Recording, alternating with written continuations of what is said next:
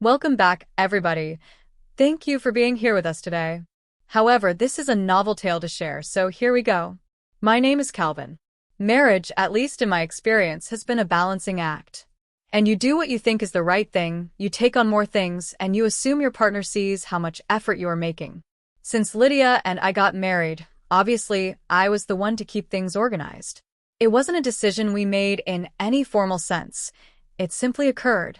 Alas, there were bills to be paid, which I did. I did maintenance work on the house. If something broke, I either repaired it myself or brought in a person who could. It wasn't that Lydia couldn't do them. She just didn't seem to be willing. I didn't mind taking them on, that felt like my part in our partnership. I thought we had a tacit agreement. I do the logistics, she does the other stuff. But as time went on, I began to notice small things falling through the cracks on her end. Missed appointments, forgotten tasks, chores gone undone. I assumed she was busy or distracted, so I thought I'd lend a hand by reminding her. If a bill was due, I'd ask whether she'd paid it.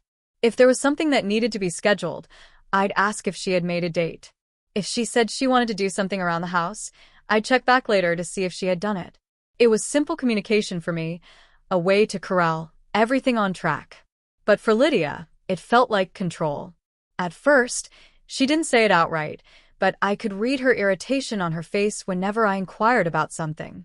Her sighs became more audible, her answers more truncated, and she began waving me off with, "Yeah, I'll get to it," in a tone that indicated she had grown bored with my questions. I didn't understand. Why was it such a big deal? I was doing my best to make sure it happened. But for Lydia, my reminders were orders, as if I didn't believe she could handle things without me. I never intended for this to be the case, but the more I tried to help, the more she withdrew. She began deliberately procrastinating, not doing something until the last minute, just so that I wouldn't remind her. I could sense her resentments growing within her, yet didn't know how to remedy it. I felt like I was acting as any responsible husband would. In her mind, I was acting like she was some child who needed supervision 24/7. Then the explosion came, a moment I had not seen coming. It was an ordinary night, like any other. We had just finished dinner, and I was clearing the table and Lydia was on her phone, half listening as I recapped a few things that needed attention. They were just little reminders. I said that the internet bill was due up for renewal soon, and asked if she had sorted it. The instant those words spilled out of my mouth, I sensed the room change. She sighed, put down her phone, and muttered to herself, "Why do you always do this?" I blinked, caught off guard. "Do what?" I asked, genuinely confused. She turned the rest of the way toward me, expression already one of frustration. Constantly reminding me, nagging me, pretending I can't handle my own life without you hovering. "I don't need you deciding things for me, Calvin. I'm not your property," she said, her voice rising in fury. "I don't need to feel like I'm some kind of servant. You don't need to be there all the time reminding me of my stuff, like I can't do it for myself." I stood there, utterly stunned. I never thought of myself as a controlling person. I had never talked down to her as if she were inferior. But that moment was the culmination of all of her pent-up feelings being released. Everything I did was to help, and to make sure things didn't fall through the cracks. I opened my mouth to say something, to defend myself, but no sound emerged. What was I meant to even say? That I was merely trying to keep things straight? That I didn't view her as a servant, but as my partner? Would she even believe me? Instead, I simply stood, allowing the weight of her words settle in. If she really felt this way, what was the use in arguing? She didn't view my reminders as help. She viewed them as control, as an insult to her independence. If that were so, perhaps I was wrong all along. Perhaps I had been forcing too much without knowing it. So I did something I never thought I would do. I took a deep breath, nodded once and muttered, "All right." That was it. No argument. No defense. No justification. Just, "All right." I don't know if she expected me to resist, to plead for my side, but I didn't. I had just wiped my hands on a dish towel, walked over to the couch, and sat down silently. If independence was what she wanted, she could have that. If she needed to be in control, I would allow it. For the rest of the journey, there were no more reminders. No more logging in to see whether she had made an appointment or paid a bill. I quit asking whether anything around the house needed to be fixed. If I noticed that the gas gauge in her car was perilously close to empty, I didn't say a word. It wasn't easy at first. For years, I had naturally gravitated towards stepping in, keeping things on track, making sure everything was running smoothly. There were moments when I did near speak out of habit, but every time I thought, she asked for this. Initially, Lydia appeared to flourish in her newfound independence.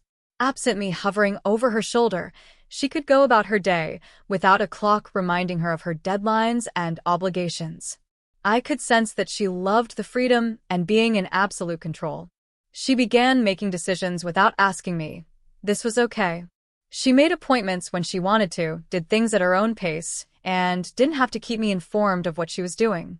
It was like she had been waiting for this, an opportunity to prove that she didn't need me to run interference. But I discovered quickly that independence didn't mean preparedness. Small things started falling through the cracks without my nudges.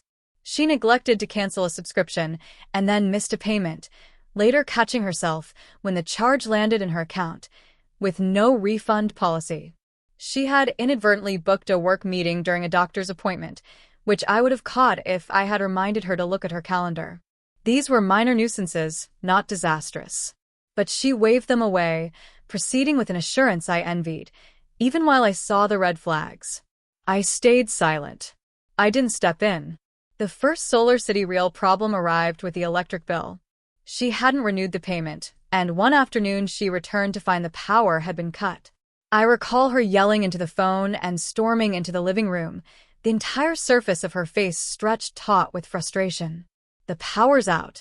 Did you forget to pay it? As if it was still my job to do so. It is under your name, I replied matter-of-factly, looking up from my laptop. You were supposed to renew it. The change in her expression was rapid, shock, then annoyance, then something else. Embarrassment, maybe.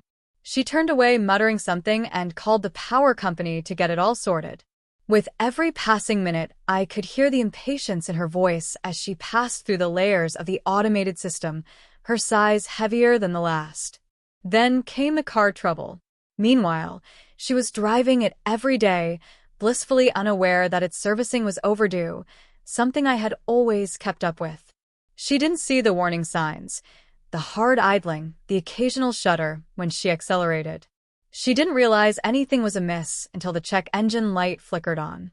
When she finally brought it to the mechanic, what could have been a straightforward service had become a more costly repair. That one hurt her more than the power bill. She didn't have much to say when she got home that night. She slammed her keys onto the table and said nothing. I could read her mind. Had I still been dealing with these things, it would have never gotten to this point. But she wasn't ready to concede that. Not yet. Her stress began to spill into other aspects of her life, particularly work. Lydia had always had a system and some sort of organization, but now, without my reminders, she was missing things she had never missed before. One night, I entered the kitchen to see her staring numbly at her laptop screen, the light illuminating her bleary eyes. I inquired if she was all right, and she exhaled sharply. I missed an important deadline I forgot to schedule. It's too late now, she said. She spoke without looking at me, just sat there drumming her fingers against the counter, her frustration writ large. I won't pretend. It was painful to watch her struggle. There were so many times when I wanted to step in and remind her, do this shit now, don't wait. But anytime I felt the urge, I reminded myself of what she had said that night. I wasn't doing this as punishment, of course. I just didn't understand the point of forcing help on someone who did not want help. There was, however, something disturbing about the whole thing. It didn't sit well with me to see her fumbling with tasks she used to do, with a flourish. But along with that, I no longer felt responsible. That was the real difference. Previously, if she forgot something, I perceived that as my issue. Now, it was her problem. And honestly, that fact brought me an odd sense of relief. As the days dragged on, the tension in the house reached a fever pitch. We weren't fighting, not like we had, but we weren't really talking either. We seemed to have become strangers under the same roof. The warmth we once shared, the easy conversations, the casual laughter, had disappeared. Lydia withdrew into herself. She passed more time in the bedroom, scrolling through her phone, or working late at the dining table. When we did talk, it was short and clipped, like two office workers dispensing only the bare minimum necessary to make it through the day. No more "how was your day" or "what do you feel like for dinner?" Just silence, stretched so painfully thin it felt unbearable. I knew she resented me. She didn't say it outright, but it hung in the air around us. She had anticipated that I would push back, that I would fight her on this, that I would continue to step in even after she told me not to. She believed I would crack and do everything the way I used to. But I didn't. I just kind of let things happen, and that made her more mad than anything. One evening, while I was watching TV, she walked by me and stopped outside the kitchen. I could see she wanted to say something. She hung back for a second, opening her mouth as if words were on the tip of her tongue. But then she told him she just shook her head and went to bed without saying a word. I didn't follow her. I sat there looking at the screen that was dark, feeling the miles between us. And then, a night arrived when everything finally erupted. The house was more than usually quiet.